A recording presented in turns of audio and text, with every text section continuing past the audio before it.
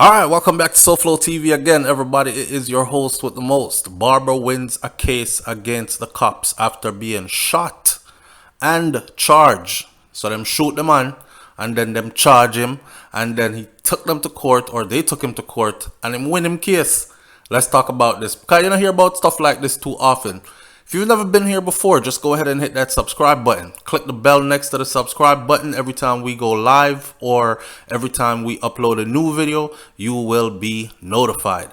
And remember to check in for our morning live shows, which usually happens starting around 7 a.m. sometime around Dessa each morning. Alright, Kingston, Jamaica. Shout out to the Jamaica Observer. 34-year-old Barber, who was shot by police and later charged with illegal possession of a firearm, was found not guilty in the gun court in Kingston on Wednesday.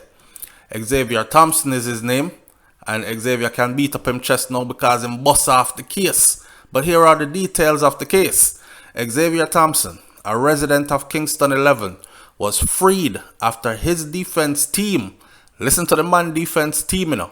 His defense team consists of attorneys Peter Champagne, QC, and Javid Grant. And his defense team was able to punch holes in the testimonies of the two policemen. Box cover and back foot. Me granny. Watch out now. So, Peter Champagne, no cheap lawyer that.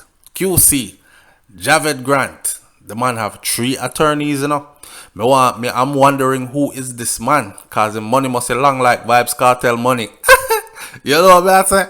Anyway, it was alleged by the 2 cops that on the afternoon of December 16th back in 2020, Thompson, while he was walking towards them and being instructed by them to put his hands up in the air, instead of putting his hands up in the air, the man pulled out a firearm from his waistband and pointed it in the direction of the police. This is the police testimony, you know, allegedly. Well, according to court documents printed out in Jamaica Observer. Say, this is how the police testify. Say, as the man was walking towards them, they instructed him to put his hands up in the air.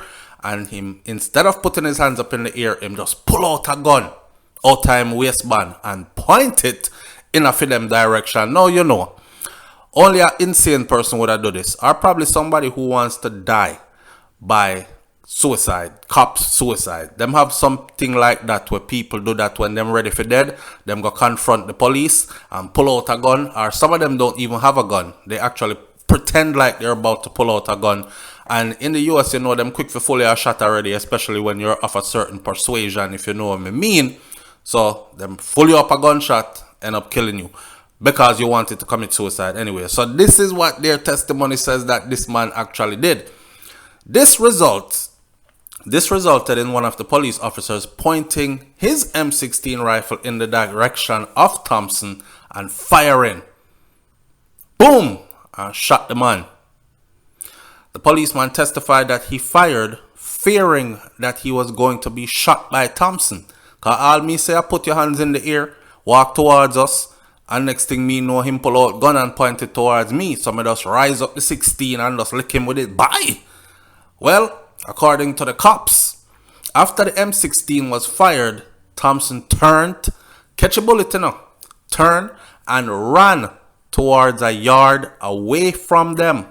So the police followed, and they followed a trail of blood that led them into the yard and to a house from where Thompson suddenly came out of, holding a little girl as a shield. So, I want bad man this. Wait there, I know Barber that. So, Barber, police say, come here. Put your hands in the air, and Barber just pull out him gun so and point it in front of police. And before Barber could have squeezed off one, police shoot him. And Barber just run so. And him run go in a house somewhere and pick up a little girl that is not related to him, is not a family member or anything. He might use the little girl for a shield. This what that testimony here sound like it comes straight out of Hollywood action movie. But we've seen things go down in Jamaica all the time. That's why we have the saying that Jamaica is not a real place, because we see some stuff go down that we're saying, damn, Hollywood could use this as a script, you know. So anyhow, me not put nothing past nothing. I'm just saying the testimony alone. So now wait. Like Barber either did the on a suicide mission or Barber was a real bad man when it ready for dead that day there. The police followed a trail of blood that led them into a yard and to a house where Thompson emerged holding a little girl as a shield. This after police shot him, you know. Now you think you are going to point gun after police. More than one police did. After them tell you put hand in your ear. You're Jamaican, right? Or maybe you're not, if you're listening to this. You think any Jamaican is going to point a gun at police and police just raise up the rifle, the M16, and lick him with only one shot and then him run gone, so? Them would have pepper you up till you look like strainer. But hey, I'm going with what is printed here. And then the man run into a yard, into a house and grab a picnic and is holding this child as hostage. Boy, that sound kind of weird. Still, me not lie, Squaddy. That testimony there, that's why I only need body cam. Because if we see these kind of things on camera, we will watch it like rotted. And them things Squaddy them have to put up with. But to hear it is different from to see it. Seeing? Them say when him come out with the little child now, this resulted in the police officer, where him point him gun and it resulted in the police officer raising the 16 and licking him with it. And after, now the police testified that he fired fearing that he was going to be shot by Thompson. I saw. Alright, here the rest of it now. So the policemen testified now that Thompson was covered in blood at this point, holding this little child as a shield. A search of the yard was done and a gun matching the one which is said Thompson had was found. But under cross-examination by Champagny, alright, Peter Champagny stepping in the room now, right? Under cross-examination in court by Peter Champagny, it was revealed that Thompson had sustained gunshot injuries to his back, which would entail that he was already had his back turned to them when he got shot in his back.